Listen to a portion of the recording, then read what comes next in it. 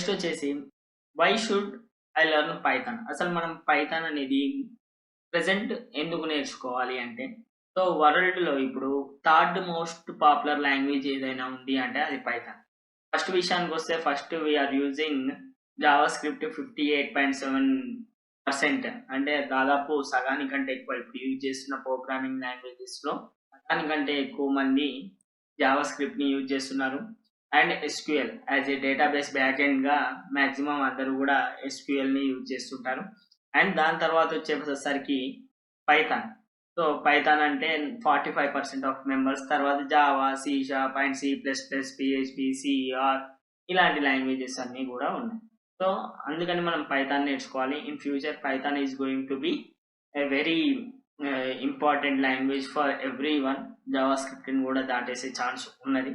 And fastest growing language. So ఇప్పుడున్న present trend ప్రకారం తీసుకున్నట్లయితే ఆర్టిఫిషియల్ ఇంటెలిజెన్స్ అండ్ మిషన్ లెర్నింగ్‌లలో మనం ఎక్కువ యూజ్ చేస్తున్నాము పైథాన్‌ని. కాబట్టి ఫ్యూచర్ మొత్తం కూడా ఆర్టిఫిషియల్ ఇంటెలిజెన్స్, మిషన్ లెర్నింగ్‌కి సంబంధించి ఉంటుంది కాబట్టి మోస్ట్ ఫాస్టెస్ట్ గ్రోయింగ్ లాంగ్వేజ్‌గా కూడా మనం చెప్పుకోవచ్చు.